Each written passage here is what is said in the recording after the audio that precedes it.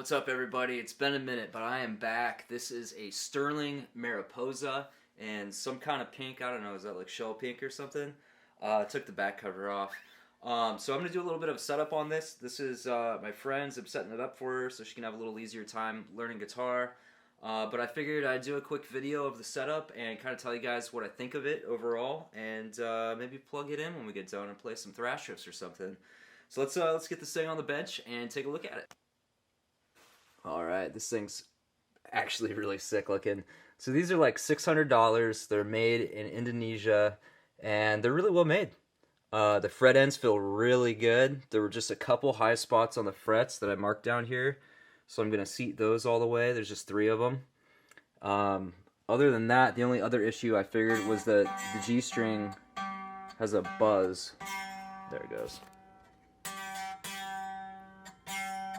I don't know how well you can hear it, but what's happening here is in Leo's infinite wisdom, he decided to keep the straight headstock to make it easier to manufacture, but that means that the middle string has no break angle pretty much at all, so we got to be extremely careful when we carve this nut so it'll stop buzzing like that.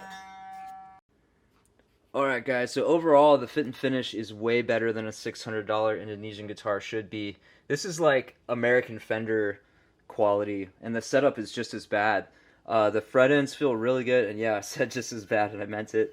The fret ends feel really good. The roasted maple is super, super nice. The stuff doesn't like to move very much with temperatures or humidity. It's super, super stable. But if you break a headstock, it is a freaking nightmare, man. It like explodes, dude. It's crazy.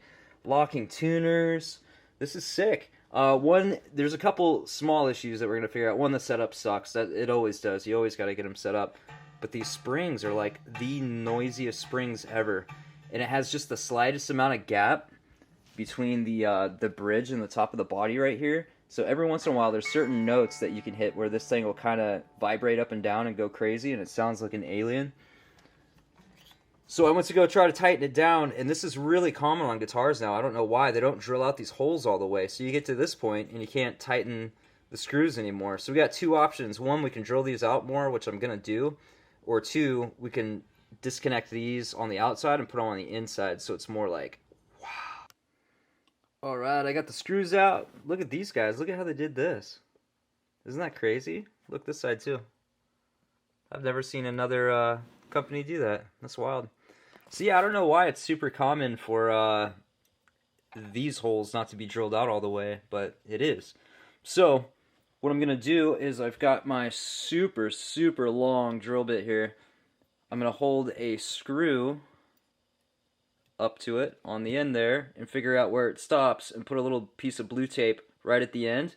I'm going to do that so that this thing doesn't go all the way through the guitar. And then the screws, I'll put a little bit of paste wax on here. Lube is essential when you're drilling. Alright, so the battery died during that last part. It doesn't look like the file's going to make it. So we're all drilled out. I got the claw back on. Time to put the bridge back in. It's kind of interesting to note here, there's a little screw on the back that you can use to tighten down the tension on the arm, but it's only really available, well, maybe if you tilt it up all the way you can reach it. We'll see. Anyway, I'm just going to set this, you know what, I'm going to leave this off. I'm going to clean it first. There's a little bit of dust and stuff on here. I just want it nice and clean. We'll wax it up. I always use Music Nomad stuff. It just works really well. It's cheap, it's reliable, it's easy to find. Good stuff.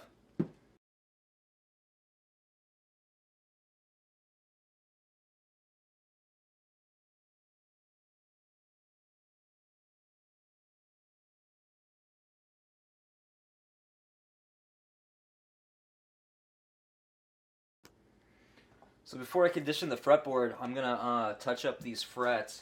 And when you're hammering on something, you want the bottom of it to always be supported. So I'm going to pull my my neck brace here. I'm going to move everything out of the way so I don't scratch the guitar. And lay this kind of flat. And that's good. And then I'll just take my little rubber guy. I like this side. Gotta be quiet because people are sleeping.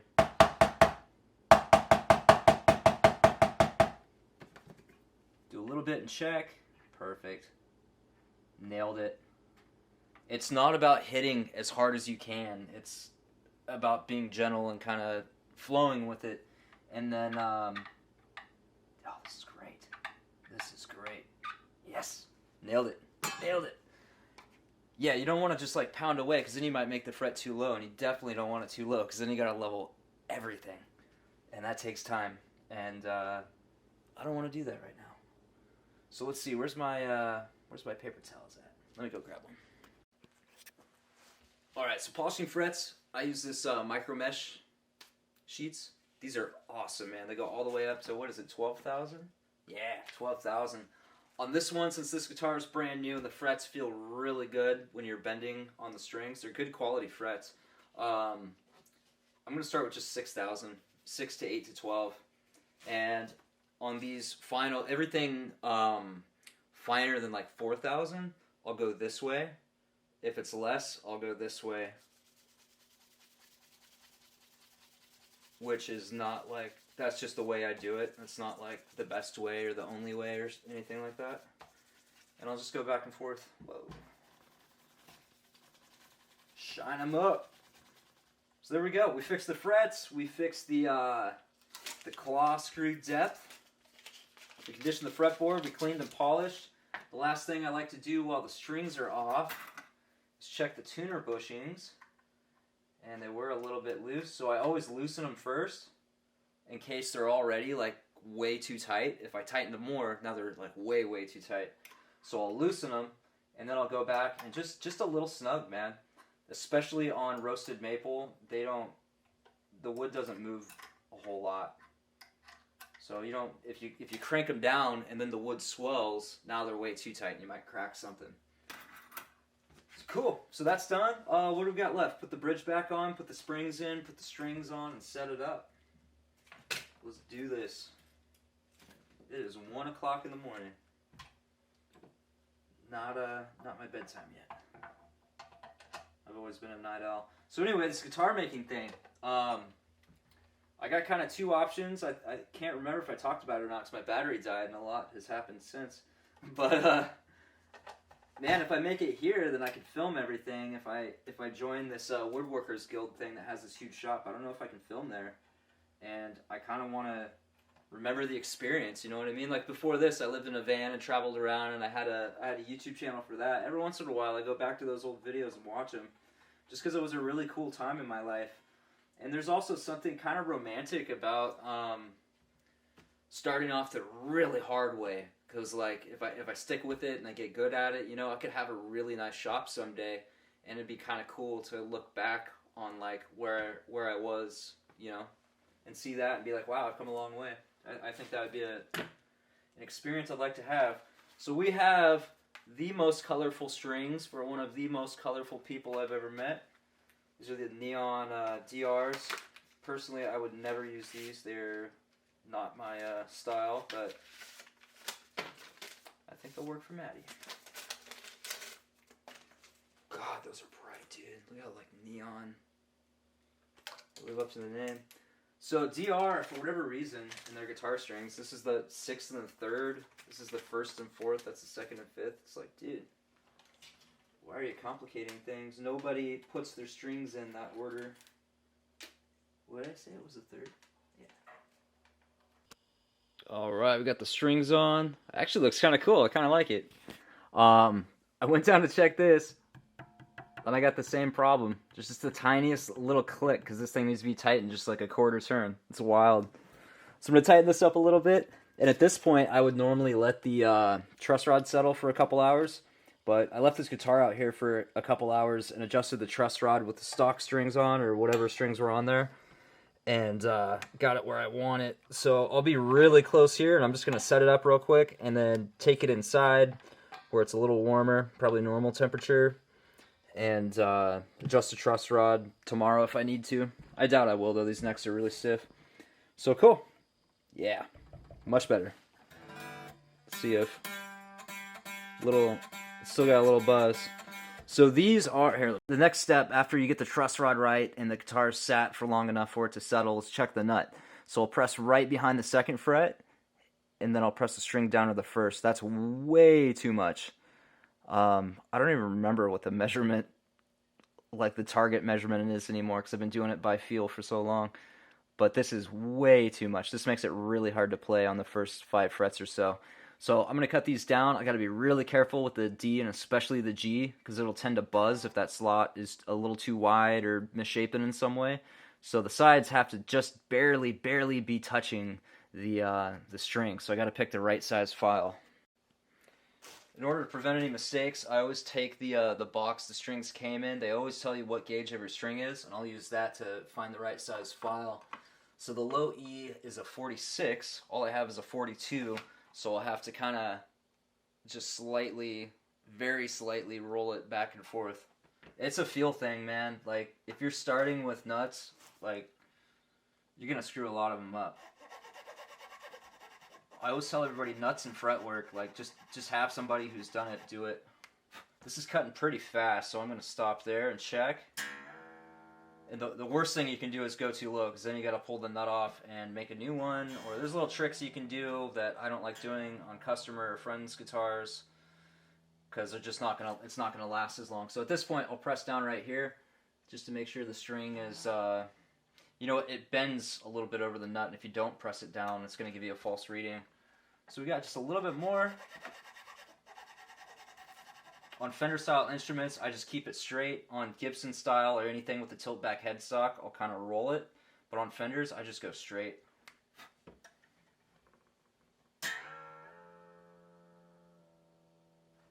All right, and that's all done. Let's see what the action is about. I go by thousandths of an inch. That's just how I learned, and that's just I know it works. Stick with it.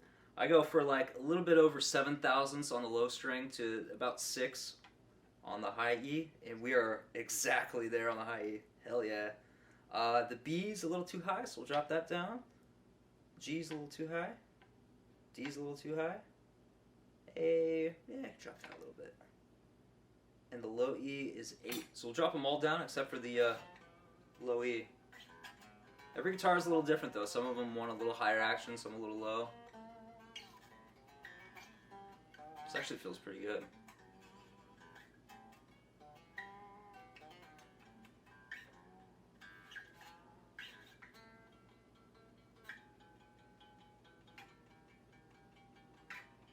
Oh, that's that riff I was playing earlier. I remembered.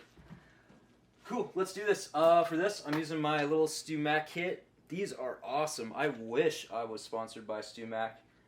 Maybe someday. We'll see. We will see. But I use this kit almost every day since I got it. I definitely use it at work every day. And I can't stop tinkering with things, so I pretty much use it every day at home too. It's great. I love it. You will too. It's better than the Music Nomad one for sure. The deal with that one is it just doesn't have as much stuff, and it's hard to get the pieces out. Same with their truss rod toolkit, which is a way better deal than the Stu Mac one. It works. Most of it's all there. There's a couple, you know, that you're missing, but it's really good. It's just a pain to get anything out. Perfect. Perfect. Yes. Dude, I freaking nailed it. I wasn't even paying attention. That is awesome. That's what happens when you set up thousands of guitars. I love it. I love getting to that point. That happens a lot. Same with like cutting nuts and stuff.